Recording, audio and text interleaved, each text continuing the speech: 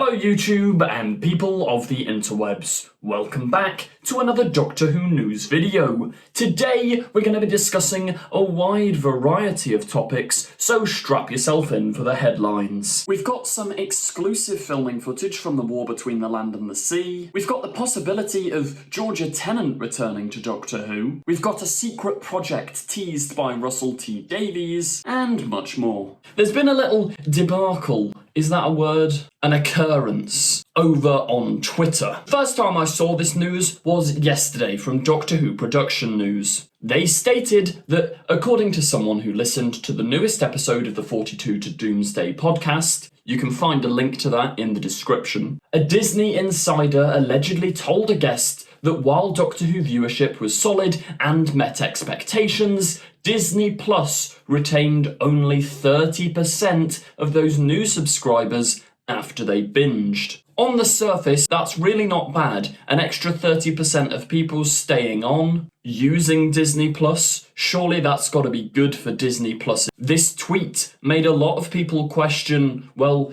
if this is the case, why aren't Disney commissioning season 3? If it has secured them some new audiences, what's the problem? Well, the problem might be I think that's a slight misquote. Guy Lambert comes in here and says that's not quite right.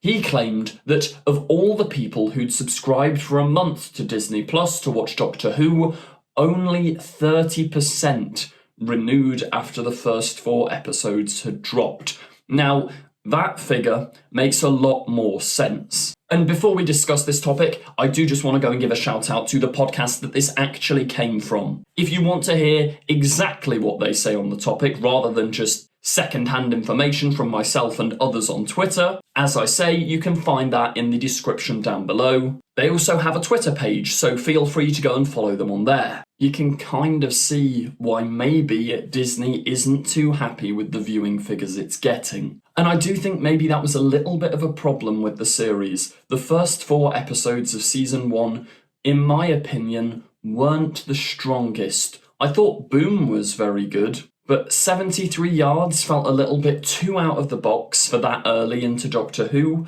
That would be like an episode you'd put at maybe episode 7 or 8, not right at the start when we've barely got to know this Doctor and companion. Devil's Cord I thought was a really good premise with some fantastic moments, and I did enjoy it, but it felt like a bit of missed potential, and I can't lie, Space Babies is a bit of a bizarre start to a new season. And I can kind of see why maybe it didn't immediately captivate a new audience. It might have been a little bit too out there. I think that's what worked so well with the 2005 revival, was how grounded it felt. Like, you knew what you were getting into when you watched each episode. Sure, there was still the mystery of the place, the people, and the planet, but the tone and the vibe and the character work all felt a little more consistent. So fingers crossed we get more of that in season 2, because it's not like Russell T Davies and that team aren't capable of it. They're one of the best teams in television, so I have faith that, sure, maybe series 1 didn't do as well as they wanted, season 2 we can get back. In other news, the mystery, the Galif Fran symbols that have been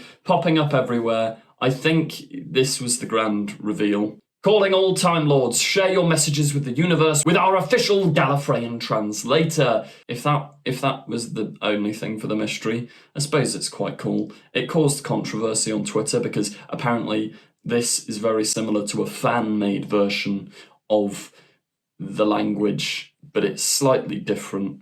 I don't really understand. I'm not an expert. So if you want to go and translate any English words into Galif Fran, have fun. Anita Dobson also appeared at a recent convention and shed more light on Mrs. Flood.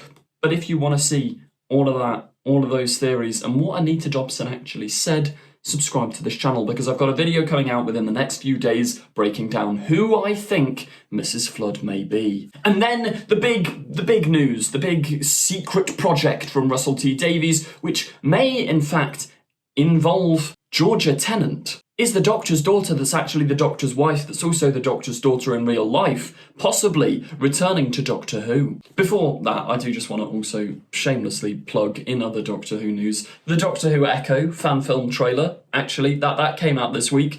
I have spent hours, years of my life, in fact. This project we've been working on since January 2023, and technically, if you want to include the entire saga, since like April 2021. The trailer's out, go and check it out if that's something that tickles your fancy. But yeah, David Tennant's Sideburns over on Twitter posted this the other day. What does this mean? In which they included screenshots from Georgia Tennant's Instagram story where, as per usual, her and David are doing a little vlog in the car. And I always find it hilarious because David clearly doesn't know like how to vlog or speak to a camera, which is bizarre because that's his job. He can speak to normal, like, camera cameras, but when it becomes a phone camera and it's vlogging, he's out of his comfort zone.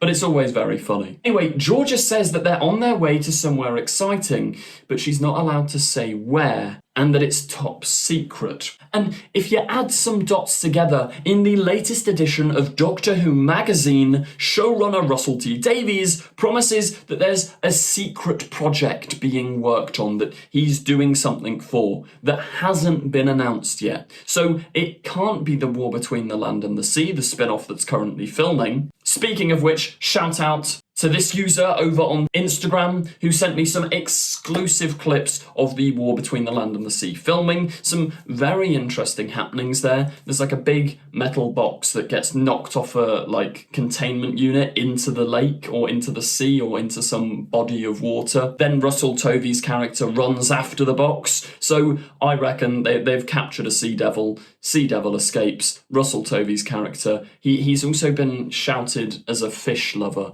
in the show, not in real life. But yeah, who knows what's going on with the War Between the Land and the Sea. I'm very excited. I think it's a fantastic concept. And yeah, let me know your theories on what's happening in this War Between the Land and the Sea footage in the comments down below. But as for this secret project, would Jenny return to Doctor Who? Well, she's returned in Big Finish, I think just this week. There was a new Big Finish Jenny box set released. So if not that, what is this secret project that Russell is teasing? Well, I think the most likely thing is a Children in Need special. This has sort of become a staple of Doctor Who, at least it was during the RTD era. We got one last year with the 14th Doctor and a Dalek, so maybe this year, if Ncuti's too busy to do one himself, they get in Jenny, the Doctor's daughter, for a fun little comic relief special. Maybe if Ncuti's busy, would that mean bringing back the 14th Doctor even? Probably not. Russell said they're not going to do that anytime soon, but I don't know whether that would count for a Children in Need one-off funny little bit.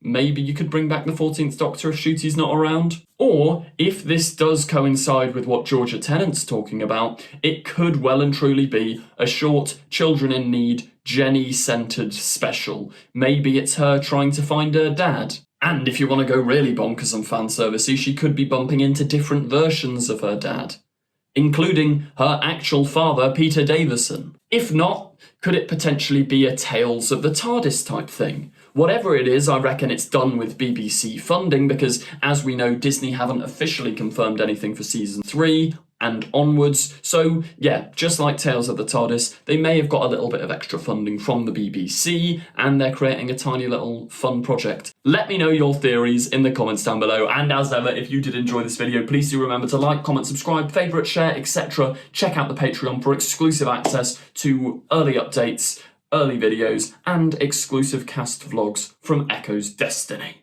Thank you very much for watching, and goodbye!